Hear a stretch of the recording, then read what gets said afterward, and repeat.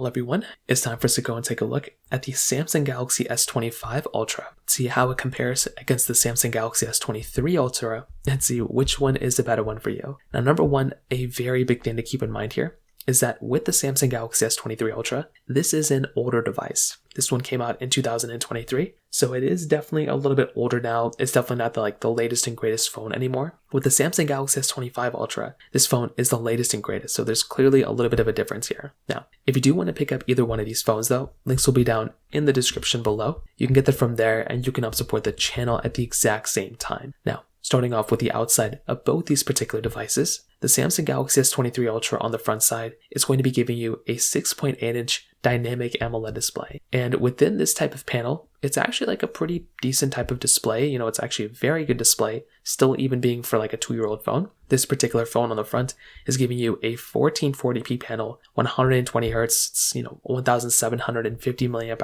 or 1750 nits of brightness. And this is definitely still a really good looking panel. If you are going to go through and pick up a panel, this thing is actually pretty solid. And I do like being able to go through and pick up devices like this that are a little bit older, because with this phone, you're still getting this like curved panel on the sides. You're going to be getting this hole punch display, obviously, and this is a little bit of a different design than the Samsung Galaxy S25 Ultra. With the S25 Ultra, this one is going to be giving you a 6.9-inch dynamic LTPO AMOLED display. So this one is going to be a little tiny bit bigger, but mostly because of the removal of the bezel there. You're going to be getting, it's still a 1440p panel, it's still 2600 nits of brightness, so still the same as the S24 Ultra, but it is more than the S23 Ultra. So that is right there, kind of a big thing to keep in mind there as well. And this is without a doubt a really, really good display. This is definitely better than something like the Samsung Galaxy S23 Ultra. And I do think this is a pretty good looking display when it comes down to it. Like, I'm a very big fan of it, and it definitely is better than something like the S23 Ultra. On top of that, on the bottom, both of them are giving, USB Type-C ports, which I think is really, really nice to have.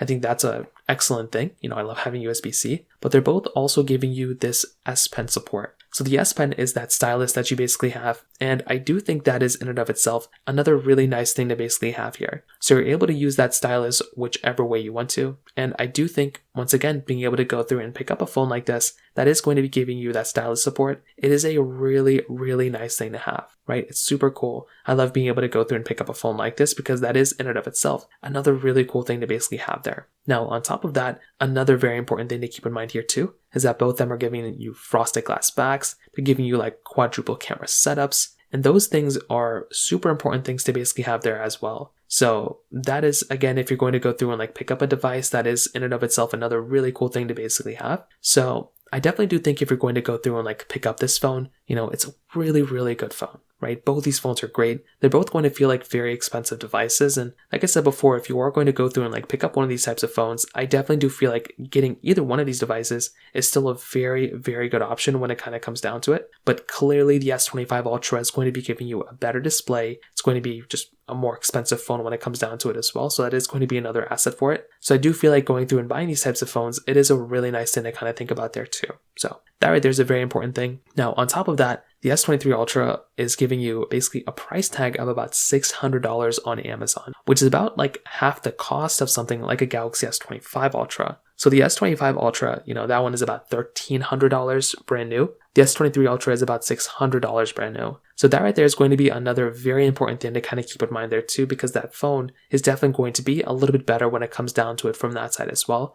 Just when it comes down to the price tag side of it being a little bit cheaper. Now, when it comes down to the cameras on the backside, the S23 Ultra and the S25 Ultra are fairly similar in a lot of ways. They're both giving you 200 megapixel wide-angle lenses, 10 megapixel telephoto lenses. You are going from a 10 megapixel periscope telephoto lens to a 50 megapixel periscope telephoto lens, and a 12 megapixel ultra-wide camera to a 50 megapixel ultra-wide camera on the S25 Ultra. So I do feel like those things in and of itself are very, very important things to keep in mind there too. Because that phone, the S25 Ultra, is going to be giving you an overall better camera, but are you going to be able to notice it? I'm not really 100% too sure, because they're both giving you 8K at 30 on the back, they're both giving you 4K at 60 on the front. So those things in and of itself really kind of make sense to me, that type of device, it is a very, very decent performing device when it comes down to it, as far as I can tell. And I do think that this is in and of itself one of those really important things to keep in mind there from that side as well. because from both, they're both giving you very good cameras, they're both giving you very good experiences. And once again, I do think if you are going to go through and pick up a device, it does make sense to kind of look at both and kind of think to yourself like, okay, like both of them are pretty good, but the S25 Ultra is probably going to be the one that might be the better one for you. So from that side too, that kind of covers it up there as well. Now on top of that, when it comes down to the software side, this is also one of those other things to keep in mind here too, because the Galaxy S23 Ultra is going to be one of those types of devices where, it's not going to be lasting as long as the Samsung Galaxy S25 Ultra. So the S25 Ultra is probably going to be the phone that's going to be giving you a longer lasting experience here. If you are wanting a phone that's going to be lasting longer, it's probably going to be that device, as you could probably imagine. So with something like the Samsung Galaxy S25 Ultra, this phone is lasting for like another 7 years of software updates, which in and of itself is actually pretty insane. I think that is in and of itself a pretty crazy thing. Whereas on the Samsung Galaxy S23 Ultra, this type of device, for the most part, it really wasn't really going to last as long in terms of years as the S25 Ultra. It's only giving you like 4 years of software. That one is still supported though, so keep that in mind. But if you are wanting the longer lasting phone, then clearly that's probably going to be something like the Galaxy S25 Ultra without a doubt. It's going to be a much longer lasting phone. The battery sizes are identically the same. They're both 5,000 mAh, which I think is kind of crazy. Like, you think they could do a better job there, but I do think from that side too, there's a lot of improvements that both these, phones could have had, but the battery life is still going to be good. But I wish, Samsung put a bigger size battery here, but that's pretty much what we're working with here. And finally, when it comes down to the performance side, the Samsung Galaxy S23 Ultra was giving you that Snapdragon 8 Gen 2 chipset inside with 8 or 12 gigabytes of RAM, where the Galaxy S25 Ultra is giving you the Snapdragon 8 Elite chipset inside with 12 or 16 gigabytes of RAM. So from that side as well, as far as I can tell, you are once again probably going to be getting an overall better performing phone from something like a Galaxy S25 Ultra. That type of phone is going to perform better, it's going to look better, it's going to be a device that's going to be giving you a much better chipset as well. And you have the option of speccing it out to that 16 gigabyte of RAM option, and having that 12 gig of RAM option at the base model is going to be a very, very big thing. That's a really cool thing. With the Galaxy S23 Ultra, this is also going to be one of those devices that's going to be giving you 8 gigs of RAM or tapped out at 12. And 8 or 12 is still good, but 8 definitely on an Ultra model may not be the best because,